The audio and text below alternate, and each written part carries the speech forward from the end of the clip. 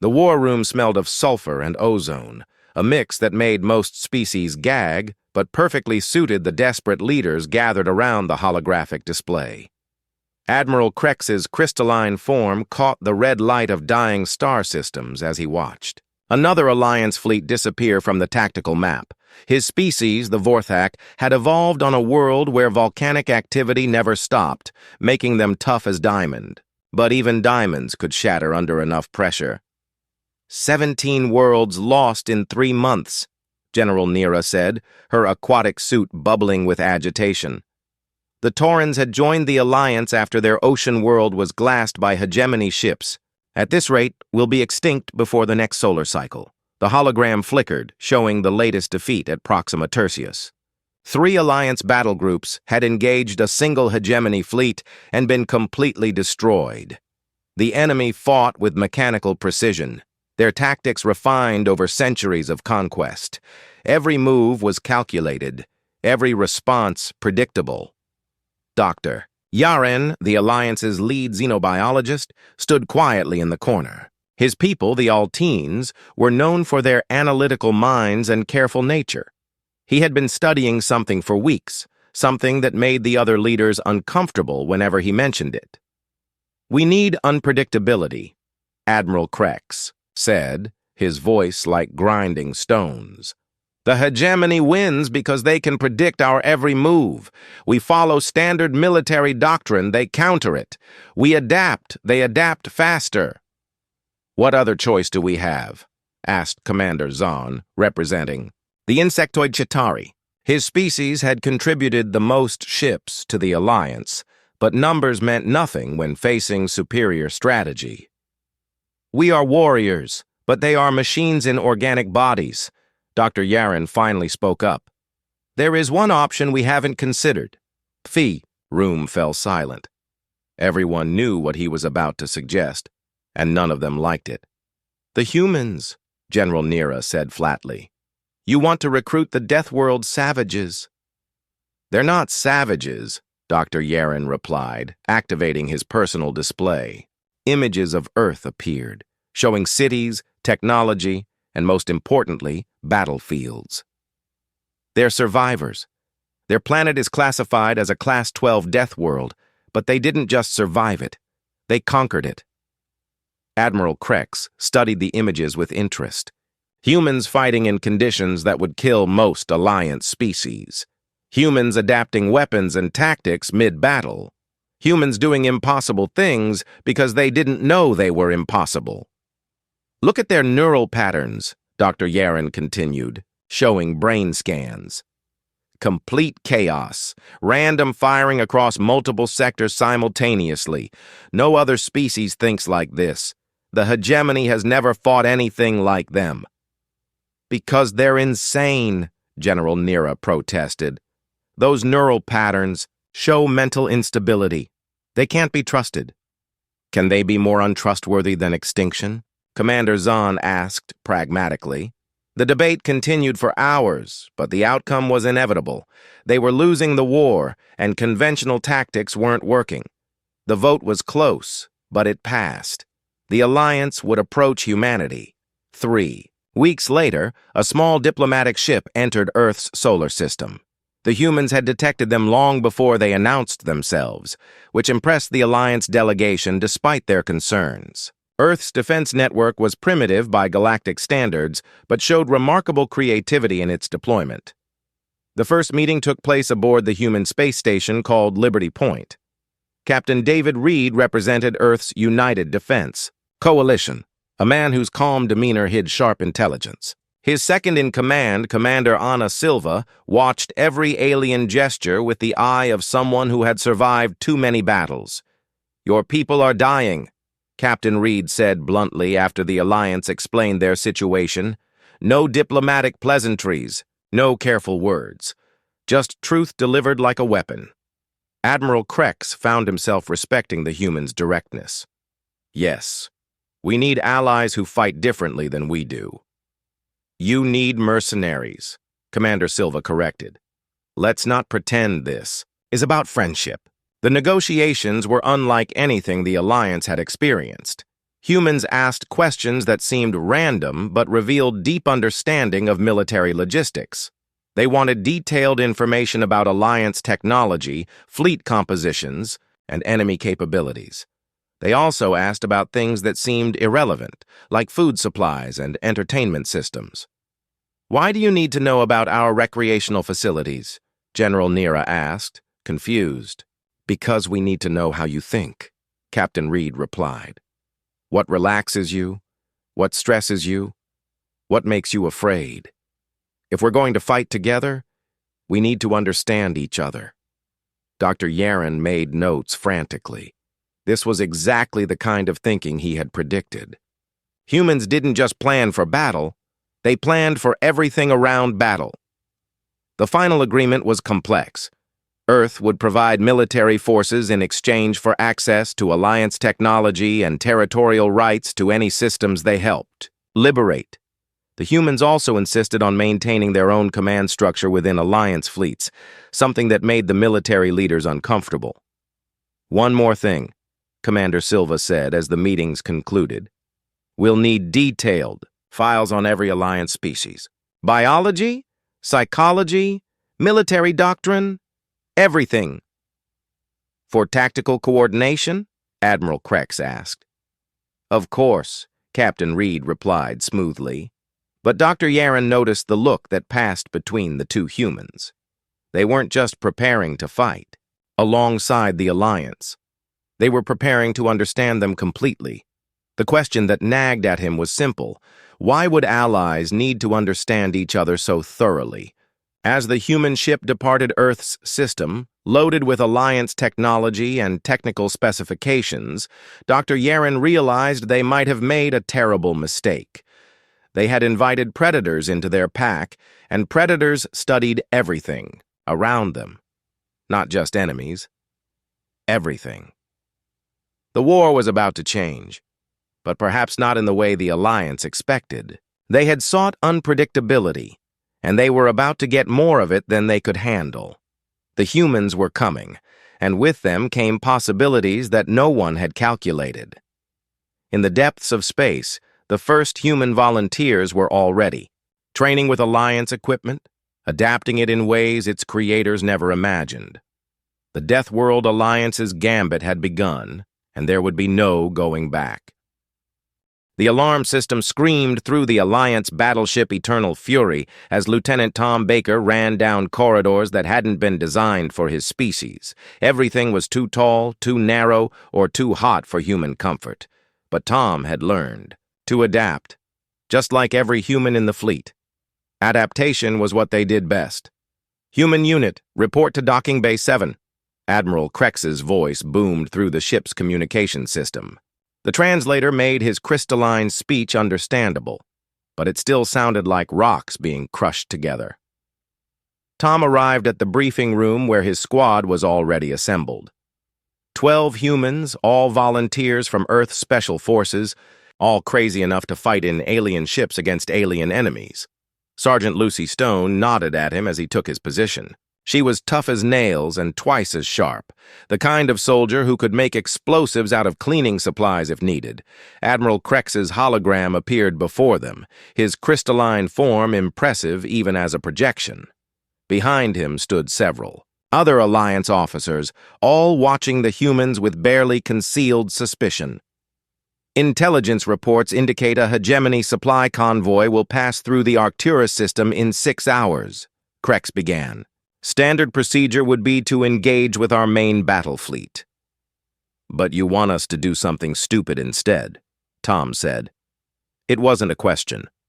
General Nira's aquatic form rippled with what might have been amusement. The humans learned quickly. "Yes, we want you to board and capture the lead supply ship. Intelligence suggests it carries new weapon prototypes." The other Alliance officers looked uncomfortable with the plan. Boarding actions were considered suicide missions by most species. The confined spaces, the unknown layouts, the close quarters. Combat, it went against every tactical doctrine in the Alliance military manual. "What's our support?" Sergeant Stone asked. "None," Admiral Krex replied bluntly. "You approach in a captured hegemony shuttle, board the vessel and capture what you can. If you fail, you're on your own." Tom grinned. This was exactly the kind of mission humans excelled at. No fixed plan, no backup, just pure improvisation against impossible odds. Around him, his squad was already thinking, already adapting to the situation. 4 hours later, they launched in a battered hegemony shuttle that barely held atmosphere. Tom had spent the time studying the enemy ship designs and making what he called creative modifications to their standard equipment. "Baker, what exactly did you do to our explosives?" Stone asked as they approached the target convoy. Tom held up a small device that looked nothing like standard Alliance ordnance. "Remember that coffee the Vorthak crew complained about? Too acidic for their metabolism? Well, turns out if you mix it with their medical gel and add some power cell components, you made bombs out of coffee?" "Very effective bombs," Tom corrected. "The acid eats through their hull plating in about 30 seconds. The boarding action went exactly as planned, which was to say nothing went as planned at all." The hegemony. Crew expected Alliance forces to follow standard boarding procedures, cutting through airlocks, fighting through corridors, following predictable patterns. Instead, Tom's squad blew random holes in the hull, created diversions with improvised smoke grenades made from food supplies, and generally caused the kind of chaos that made tactical computers crash. Sergeant Stone's team found the command deck. By following the plumbing systems, reasoning that important areas needed better life support, they captured the ship's captain by pretending to be lost refugees, speaking broken hegemony language and acting confused until they were close enough to strike. "This is impossible," the hegemony captain said as Stone's team secured the bridge. His species, the Dominari, were known for their logical minds and strategic thinking. "Your approach made no tactical sense." "That's the point," Stone replied. "You can't counter what you can't predict." Meanwhile, Tom's team had reached the cargo holds and discovered something disturbing. The supply ship wasn't carrying new weapons. It was carrying detailed files on every Alliance species, including complete biological and psychological profiles. The hegemony was studying their enemies just as thoroughly as the Alliance was studying Earth. But what really caught Tom's attention were the files on humans. Somehow, the enemy had obtained detailed information about human military capabilities, including tactical assessments and psychological profiles. Someone was feeding information to both sides. "Stone, we need to go," Tom called over the communication system. "And we need to take everything. These files show they know too much about us." The extraction went smoothly, mainly because the rest of the hegemony convoy was too confused to respond effectively. By the time they organized a pursuit, the humans were already docking with the Eternal Fury, bringing captured technology and intelligence that would change the course of the war. Admiral Krex was impressed, despite himself. The boarding action had succeeded beyond all expectations, capturing not just weapons but vital intelligence about hegemony operations. However, he was troubled by the humans' methods. "Your people don't follow orders," he said to Captain Reed during the debriefing.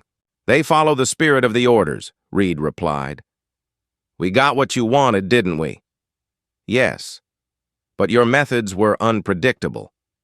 How can we coordinate fleet actions if your forces act independently?" Commander Silva spoke up from her position at the tactical display. "Admiral, with respect, your coordination hasn't been working. The hegemony beats you because they know exactly what you're going to do. We win because they don't know what we're going to do." Dr. Yaren studied the battle, recordings with growing unease. The humans had succeeded brilliantly, but their success came from abandoning all military protocol. They made decisions based on immediate circumstances rather than following predetermined plans. It was effective, but it was also impossible to predict or control. "There's something else," Tom reported privately to his human commanders.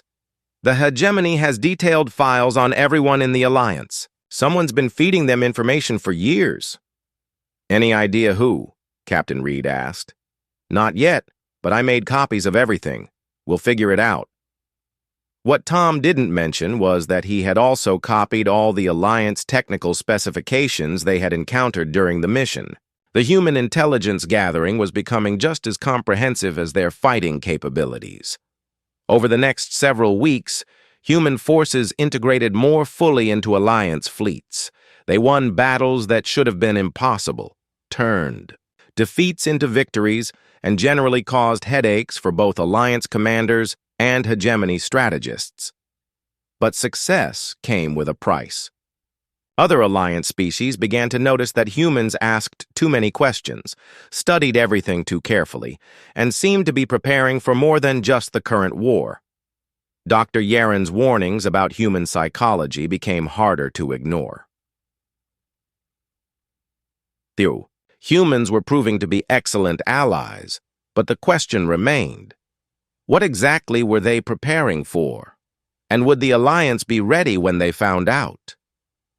The tactical hologram showed 17 red dots disappearing from the galactic map as Admiral Reed watched from the command center of the Alliance flagship.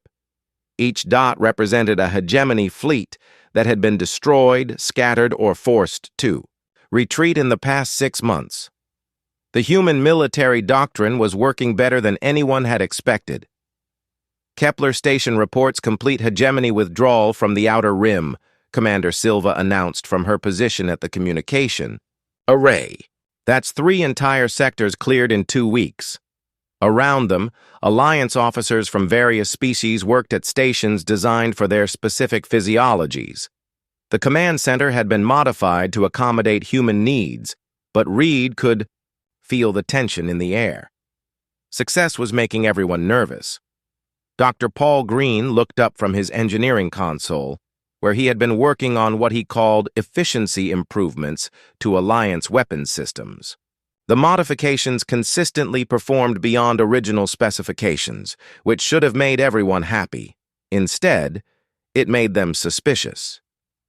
"Admiral Krex wants to see you," General Nira said as she approached. Her aquatic suit was cycling through agitation colors, a clear sign of stress. "He has questions about the latest modifications to our shield systems." Reed nodded but didn't move immediately.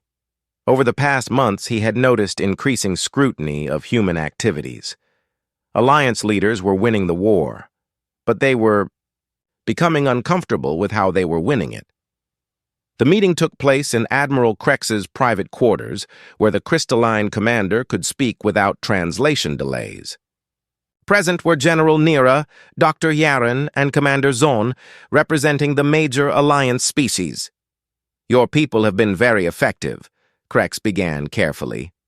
"Perhaps too effective." "Meaning?" "Meaning they're making changes to our technology without authorization," General Nira said bluntly. "Your engineer Green has modified every system he's touched.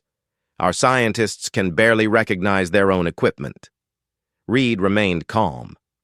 "The modifications improve performance. Your own reports confirm that." "Yes, but they also change fundamental operating principles," Dr. Yaren added.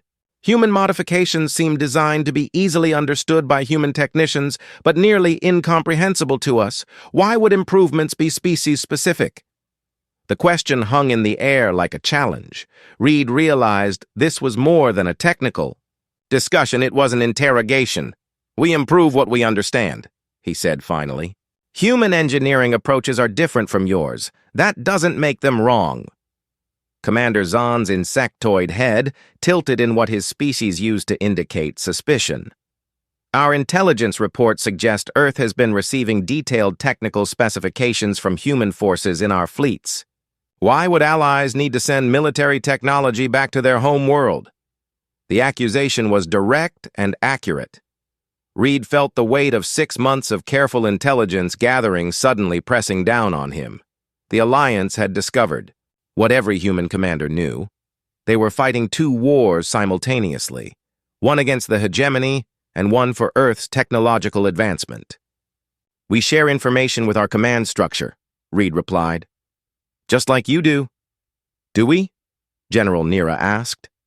"Because our investigation suggests human communications with Earth include more than just battle reports. technical specifications, tactical assessments, and detailed analysis of Alliance military capabilities. Dr. Yaren activated a holographic display showing intercepted transmissions. The evidence was damning. Months of data streams between human forces and Earth, containing everything from weapon designs to psychological profiles of alien species. "This looks like intelligence gathering on allies," Krex said quietly. "Not coordination with Home Command." Reed realized the meeting was a trap. They had been watching human activities for months, building a case for betrayal. The Alliance leadership had become paranoid about their most effective allies. "You think we're planning to betray you?" he said. "Aren't you?" General Nira asked directly. The question demanded honesty, but honesty would confirm their worst fears. Yes, Earth was gathering. Intelligence on the Alliance? Yes, they were preparing for possible conflict. Yes, they were building defensive capabilities against potential alien threats, including their current allies. But they were also fighting harder than any Alliance species to win the war. Human casualties were 3 times higher than any other group because they took the most dangerous missions. They had turned certain defeat into likely victory. "We're preparing for the future," Reed said carefully. "Whatever that future might be." "Including a future where the Alliance is your enemy?" Dr. Yaren asked. "Including any possible future." The admission created silence so profound that the ship's environmental system seemed loud. Reed had confirmed their suspicions without actually confessing to betrayal. Humans were planning for every contingency, including war with their current allies. "Get out," Admiral Krex said quietly. Reed left the meeting knowing that everything had changed. The Alliance no longer trusted their human allies, and humans knew they were being watched with suspicion. 3 days later, the situation exploded during what should have been a routine mission. Commander Silva's task force had located a hegemony research facility in an abandoned star system. Intelligence suggested the facility was developing new weapon technologies that could shift the balance of the war. Silva's assault was perfect, fast, efficient, and completely successful. The facility was captured with minimal casualties, and the research data was secured. But what they found in the laboratory files changed everything. The hegemony hadn't been developing weapons. They had been developing biological agents specifically designed to target Alliance species. Viruses that would kill Vorthak in hours, toxins that would dissolve Tauren's respiratory systems, genetic weapons that could eliminate entire species. The facility contained enough biological weapons to commit genocide against every member of the Deathworld Alliance. Silva faced a choice that would define the rest of the war.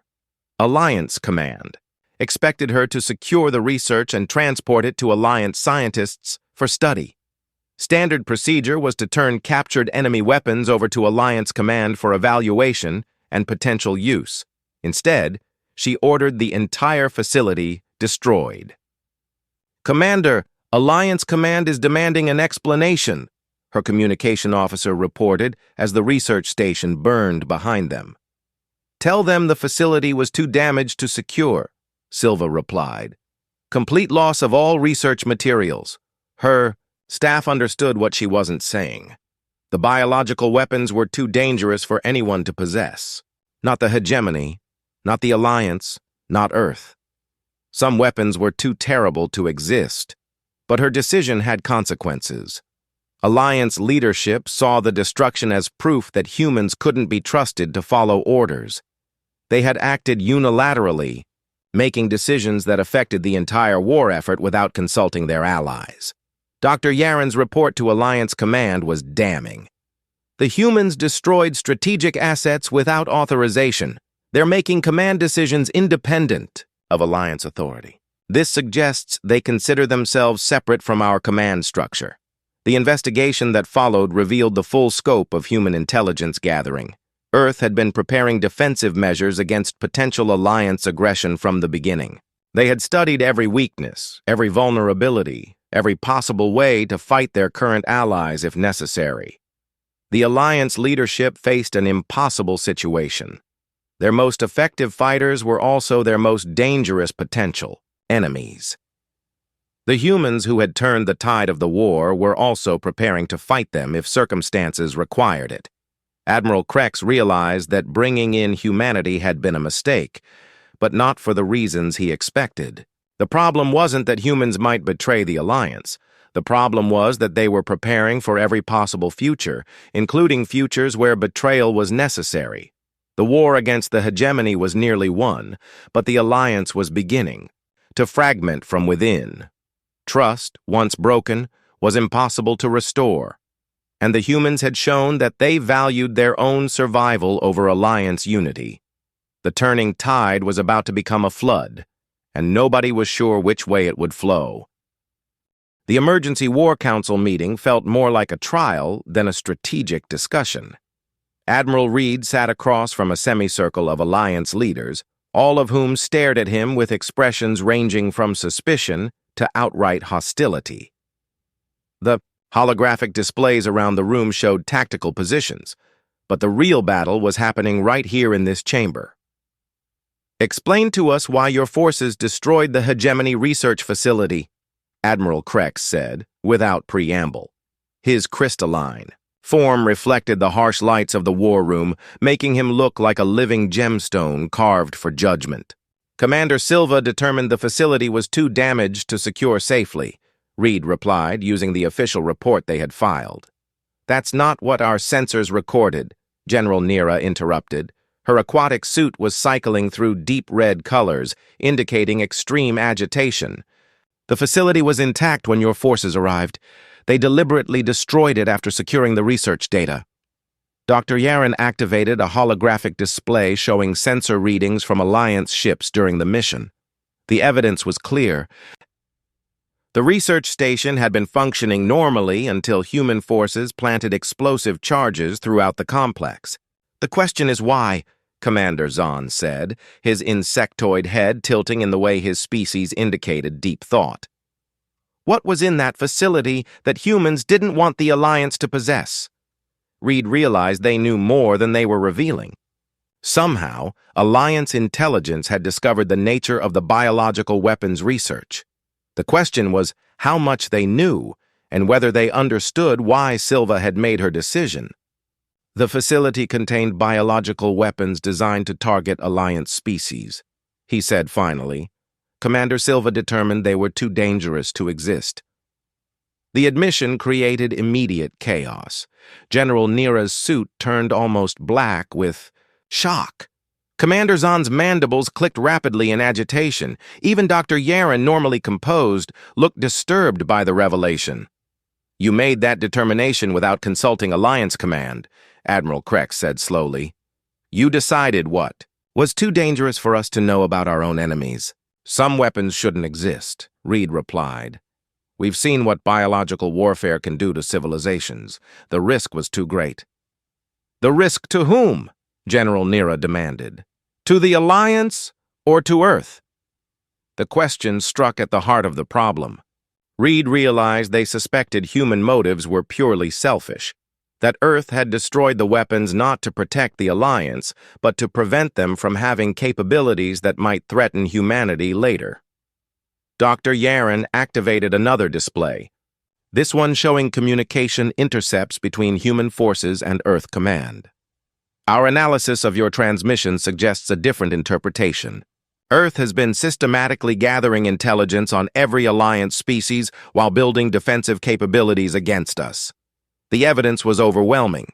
Months of data streams showing human forces studying Alliance weaknesses, analyzing their psychology, and developing countermeasures against their technology. It painted a picture of allies preparing for eventual conflict. Commander Quinn of Torin's intelligence has additional information," General Nira said. The aquatic intelligence officer appeared via hologram, his form wavering in the transmission. "Our deep space monitoring stations have detected massive construction activity in the Sol system. Earth is building a fleet using Alliance technology, but modified with human innovations. Current estimates suggest they will have military parity with major alliance worlds within 2 years. The revelation hit the Council like a physical blow. Earth wasn't just gathering intelligence. They were building the capacity to fight the entire alliance if necessary. Every technological advance shared with humanity was being turned into potential weapons against their current allies. "You've been preparing to betray us from the beginning," Admiral Krex said quietly. "We've been preparing to survive," Reed corrected. "There's a difference." "Is there?" Dr. Yaren asked. "Your psychological profiles suggest humans view all relationships as potential conflicts. You study allies just as thoroughly as enemies because you assume everyone will eventually become an enemy." The assessment was accurate and damning. Humans did assume potential conflict with everyone, including friends and allies. It was a survival mechanism developed on a death world where trust was often fatal. "We prepare for possibilities," Reed said. "That doesn't mean we want those possibilities to become reality. But you're making them more likely," Commander Zahn pointed out. "Your preparations for betrayal create the conditions that make betrayal necessary. You study our weaknesses, so we must study yours.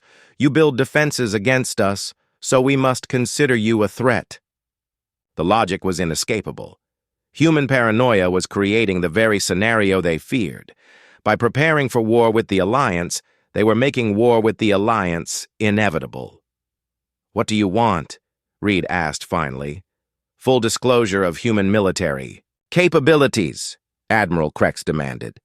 "Complete technical specifications of your modifications to Alliance technology, and immediate cessation of intelligence gathering on Alliance species." The demands were impossible. Earth would never reveal all their capabilities or stop gathering intelligence, but refusing would confirm Alliance suspicions about human treachery. "I'll have to consult with Earth Command," Reed said. "You have 24 hours, General Nira replied. "After that, we'll be forced to consider human forces a security threat to the Alliance." The meeting ended with no resolution, but everyone understood what had been decided. The Alliance was preparing to treat their most effective allies as potential enemies. The war against the hegemony was nearly won, but a new conflict was brewing within the Alliance itself. As Reed left the Council chambers, he activated his secure communication system to contact Earth. The message was brief but clear.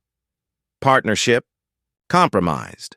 Recommend immediate defensive preparations. Alliance may act against human interests." The response from Earth Command was equally brief. "Acknowledged. Contingency plans activated. Prepare for extraction if necessary." Within hours, both sides were implementing defensive measures.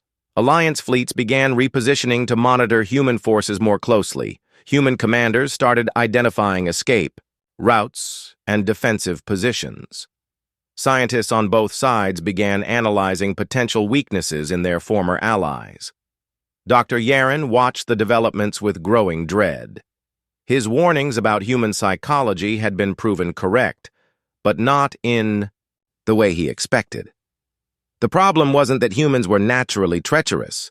The problem was that they were naturally paranoid, and their paranoia was contagious. The Alliance had recruited humanity to bring unpredictability to their war effort. They had succeeded beyond their wildest expectations. But unpredictability was a double-edged weapon, and now it was cutting in directions nobody had anticipated. Meanwhile, Supreme Commander Axon of the Hegemony watched Alliance communications intercepts with satisfaction. His enemy was fracturing from within, exactly as he had hoped. Operation Sundering was proceeding perfectly. The biological weapons facility had served its purpose even in destruction. It had created the suspicion and fear that would tear the Alliance apart. Soon he wouldn't need to defeat the Alliance. They would defeat themselves. The seeds of mistrust had been planted and were beginning to grow. The harvest would be bitter for everyone involved. The final battle began with a lie. Admiral Krex's message to all Alliance forces spoke of unity and shared victory, but in the sealed command channels, different orders were flowing to different fleets. The assault on Dominion Prime, the hegemony, capital world, would be the last battle of the war. It would also be the first battle of whatever came next. Admiral Reed studied the tactical displays from the bridge of Earth's newest battleship, the Defiant. Built in secret using captured Alliance technology, it represented everything the Alliance feared about human intentions. Around him, human officers prepared for a battle they knew might turn into a betrayal. Alliance fleets are moving into position, Commander Silva reported from her tactical station. But their formations are wrong for the attack plan we discussed. Reed nodded grimly. He had expected this. The Alliance command had decided to solve their human problem during the victory celebration. Human forces would be positioned in the most dangerous assault positions, then abandoned when the battle became difficult. "Captain Baker, what's the status of our escape routes?" Reed asked. Tom Baker, now promoted to captain of his own ship, checked his displays. All human vessels are positioned for rapid withdrawal if necessary. "But, sir, if we retreat during the battle, the Alliance falls," Reed finished. "I know. But if we don't retreat, humanity falls. Sometimes there are no good choices." The battle of Dominion Prime began exactly as planned. Human forces led the assault, using their unpredictable tactics to break through hegemony defensive lines. For the first few hours, it seemed like the Alliance would achieve total victory. Then the betrayal came. "Alliance fleets are withdrawing," Silva reported as her sensors showed friendly ships pulling back from their support positions. "They're leaving us exposed to the entire hegemony reserve fleet." Admiral Krex's voice came over the communication. "System, cold and final. Human forces, your mission parameters have changed. Continue the assault while Alliance forces reposition for the final phase. It was a death sentence delivered with military precision. Human forces were being sacrificed to ensure Alliance victory, then eliminated as a potential future threat. The plan was brilliant in its simplicity. Let the humans die as heroes, so they couldn't live as enemies. But the plan had one flaw. It assumed humans would follow orders even unto death. All human vessels, this is Admiral Reed, he broadcast on secure channels. Alliance Command has decided we're expendable. Activate Contingency Plan Omega. Full retreat to defensive positions. The withdrawal was everything human warfare was famous for. Fast, unexpected, and impossible to counter. Ships that had been fighting on the front lines suddenly reversed course, using the chaos of battle to mask their retreat. Within minutes, human forces had disengaged and were moving toward predetermined rally points, but their retreat left a massive gap in the Alliance battle lines, and the hegemony was quick to exploit it. Supreme Commander Axon's reserve fleets poured through the opening, catching the Alliance forces completely off guard. Ships that had been preparing for victory celebration found themselves fighting for survival. "Admiral Krex, you need human support," Reed transmitted to the Alliance flagship. "Recall your withdrawal order, and we'll return to the battle." Krex's response was predictable. "Human forces will comply with original orders. Continue the assault." "Human forces will comply with survival instinct," Reed replied. Just like every other species in the galaxy, the battle became a three-way fight as human forces found themselves engaged with both hegemony fleets trying to destroy them and Alliance forces trying to prevent their escape. Tom Baker's tactical genius showed as he led a running battle that kept human casualties minimal while maximizing enemy losses. "Alliance flagship is taking heavy damage," Silva reported. "Admiral Krex is requesting immediate assistance." Reed watched the tactical display as Alliance ships were systematically destroyed by hegemony forces they should have been able to defeat easily. The betrayal had cost them their most effective fighters at the worst possible moment. "Negative," he said finally. "Alliance Command made their choice. Let them live with the consequences." The death of Admiral Krex came 3 hours later when his flagship was overwhelmed by hegemony vessels.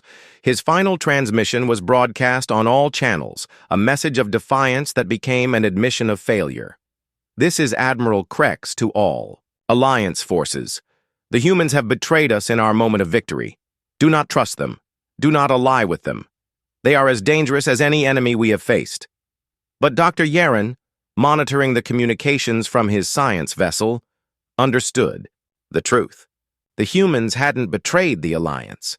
They had simply refused to be betrayed. The difference was important, but it wouldn't matter to the survivors. The Battle of Dominion Prime ended with a strange kind of victory. The hegemony capital world was captured, but by human forces acting independently. Alliance fleets had been decimated by their own tactical miscalculations. The enemy was defeated, but the alliance that had defeated them was destroyed. Captain Baker's final assault on the Hegemony Command Center became legendary among human forces. With Alliance support gone and retreat impossible, his small fleet had simply decided to finish the war themselves. They captured Supreme Commander Axon and forced the surrender of all remaining Hegemony forces. Why? Axon asked as Baker accepted his surrender. Your alliance was winning. Why did you turn on each other? We didn't turn on anyone, Baker replied. We just refused to die for people who wanted us dead. The aftermath of the war was more complex than anyone had anticipated. Earth emerged as an independent galactic power, having gained advanced technology and combat experience.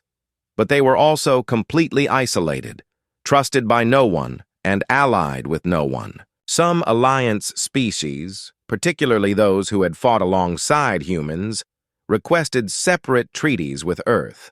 Others retreated into isolation, convinced that Deathworld species were too dangerous to interact with.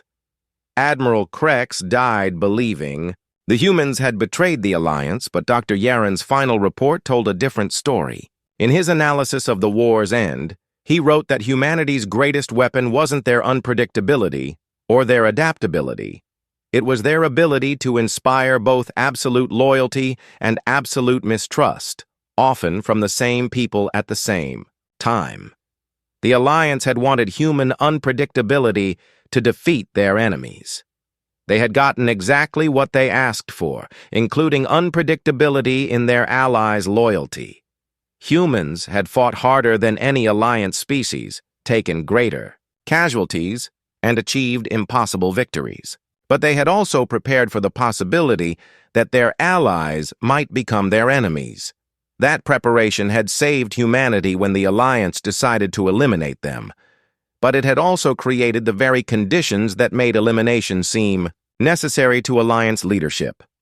Commander Silva, now promoted to Admiral of Earth's new independent fleet, established humanity's first galactic embassy on the former hegemony world of New Geneva.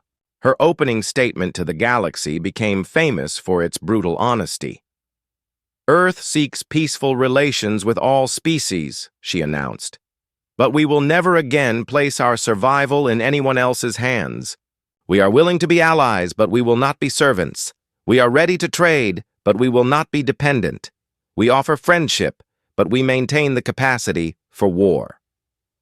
The declaration established humanity's position in galactic politics, independent, powerful, and permanently suspicious of everyone around them. It was exactly what the Alliance had feared, and exactly what their fear had created. Dr. Yaren survived the war and spent his remaining years studying what he called the human paradox. In his final academic paper, he concluded that bringing humanity into the Alliance had been simultaneously the best and worst decision in galactic history. Humans saved the Alliance from the hegemony, he wrote, but their nature as Deathworld, survivors made it impossible for them to truly trust or be trusted by anyone. They were the perfect allies for winning a war, but the worst possible partners for building a peace. Years later, when young Alliance officers studied the war in military academies, they learned about the Battle of Dominion Prime as a cautionary tale. The lesson was simple. Never ally with species you cannot control, because they might survive when you want them to die. But human military academies taught a different lesson from the same battle. They called it the Alliance betrayal, and used it to demonstrate why humanity could never fully trust alien species. The lesson was equally simple. Always prepare for betrayal, because allies who fear you will eventually try to eliminate you. Both lessons were correct, and both ensured that the mistrust between humanity and the rest of the galaxy would never fully heal. The Deathworld Alliance's undoing hadn't been their decision to recruit humanity. It had been their inability to understand that Deathworld survivors view every relationship through the lens of potential survival. Humans had never intended to destroy the Alliance. They had simply prepared for every possibility, including the possibility that their allies might decide they were too dangerous to live. When that possibility became reality, humanity was ready. And readiness, more than treachery, had been the Alliance's true undoing. In the end, the galaxy learned that bringing in humanity had changed everything. The old order of predictable, warfare and stable alliances was gone, replaced by a new reality where every species had to consider the human factor in their calculations. Humanity was no longer Earth's problem alone. They had become everyone's problem and everyone's opportunity, depending on which side of human paranoia you found yourself on. The war was over, but the peace would be far more complicated than anyone had imagined.